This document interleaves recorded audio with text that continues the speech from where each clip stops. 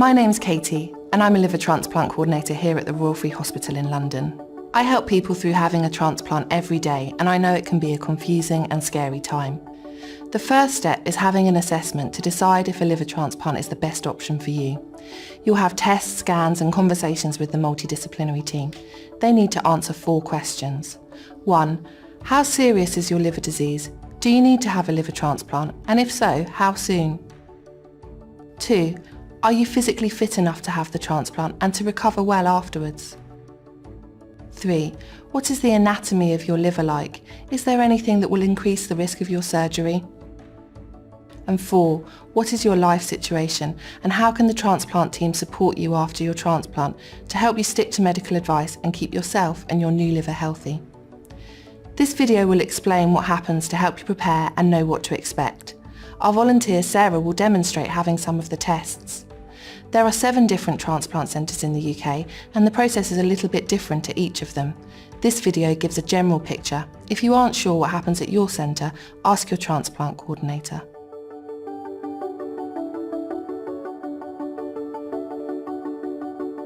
Either during or before your assessment, you'll have an education session to tell you more about the transplant process itself, including the risks, and about life after transplant and the things you'll need to do, like taking daily medicines.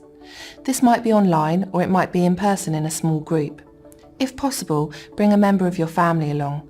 This is a really good opportunity to ask questions and meet other people in a similar situation. For most people, the assessment takes between 1 and 5 days.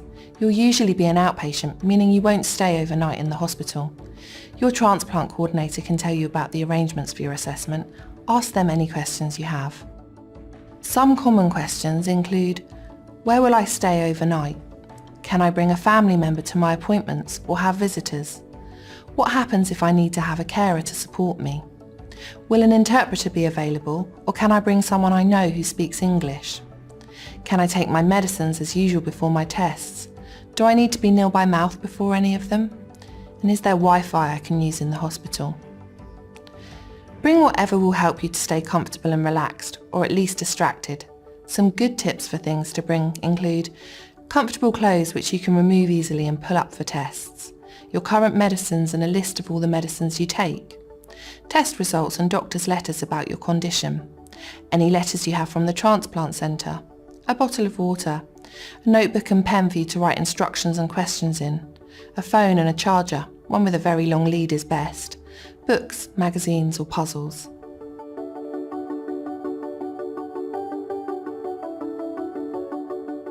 You will have a range of tests to check how serious your liver disease is and whether a transplant is the best treatment option for you. These tests also help your team understand how urgently you need a transplant. As well as tests, you'll speak to a liver specialist called a hepatologist and to a transplant surgeon. These tests are usually ones you've had before and you'll be familiar with.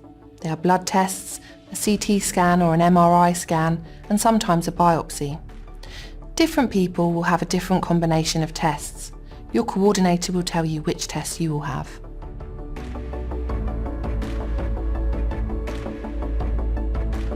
A liver transplant is a major operation and it has a big impact on your whole body. Your assessment will check your overall health and that you're physically fit enough to cope with the transplant and recover well. You will also have a conversation with a transplant anaesthetist. This video tells you about the common tests that most people have. Different centres will do slightly different tests and you might need extra checks, for example if you have or are at high risk of heart disease. Your coordinator can tell you which tests you will have. You'll have tests to check that your heart and lungs are healthy, such as an ECG, an echo, a chest x-ray and spirometry. Your team will want to know how physically fit you are and how well your heart copes when it has to work hard, like during the operation. Different centres test this in different ways. For example, you might be asked to cycle on an exercise bike, walk on the treadmill or climb the stairs. The liver frailty index is a commonly used tool. It's a good idea to practice while you're waiting for your assessment by doing some physical activity every day. In some cases, you might do the fitness test while having your heart monitored, for example with an echo. Ask your coordinator beforehand how this will work for you.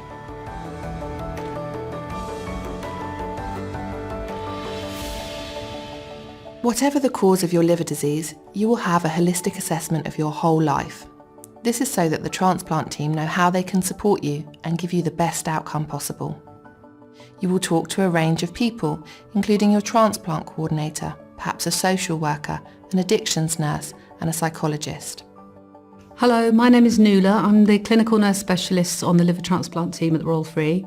My job on the team is to see all patients who get referred for liver transplant who might have a history of any alcohol, substance misuse, social, domestic, mental health issues. So quite often patients might say that they feel uncomfortable talking about alcohol history and that they didn't drink very much, or that it might have just been in the evenings or at weekends.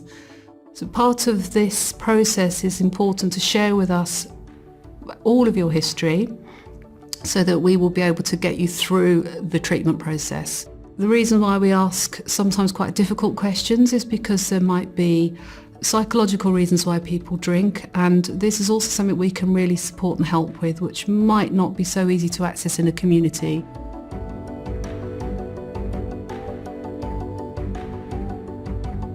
While you're waiting for your transplant assessment, there are lots of things you can do to give yourself the best possible chance.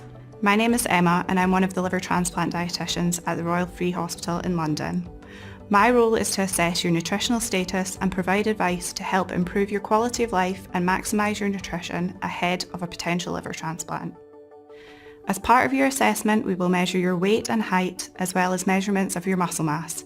This is done by measuring your upper arm right up to your shoulder and measuring your grip strength. At your assessment, a dietitian will sit down with you and complete a detailed diet history. This may take up to an hour or even more. We are trying to assess your food choices, your meal patterns and how much you're able to eat. We're not here to judge you, so please don't worry about good and bad foods. Please be as honest and as detailed as possible, as this can help guide us to help you maximise your diet. My name is Abby and I'm a transplant physiotherapist working at the Royal Free Hospital. When you come for an assessment, one of the things we will be looking at is your fitness for surgery and how well you'll be able to recover afterwards. We need to make sure that you are fit enough to make it through the operation and that afterwards you'll be able to get up and about as quickly as possible to prevent any post-operative complications such as chest infections. In the lead up to your assessment, there are a few things you can do to prepare for this.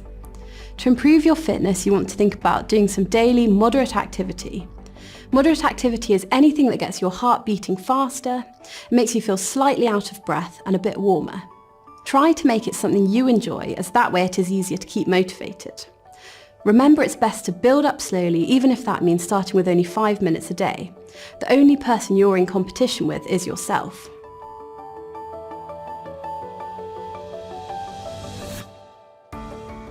After your assessment, the multidisciplinary team will discuss the risks and benefits of transplanting you and come to a decision. They will let you know the outcome about a week after your assessment finishes. There are 4 possible outcomes. The first is that you won't be listed for transplant. You should be offered a second opinion at another centre if this is the decision for you. The second is that it's too early for a transplant. A different treatment is better for you right now. The third is that more investigations are needed. This is common and these tests will be arranged as quickly as possible. The fourth is that you will be listed for a transplant. If you agree, you'll be put on the waiting list for a new liver. Whatever the outcome, your coordinator should explain why this decision has been made. They can also answer any questions that you have and advise you on the next steps. The British Liver Trust provide information and support to help you, whatever the decision. This includes support groups, a nurse-led helpline and plenty of information and advice. Visit the website to find out more.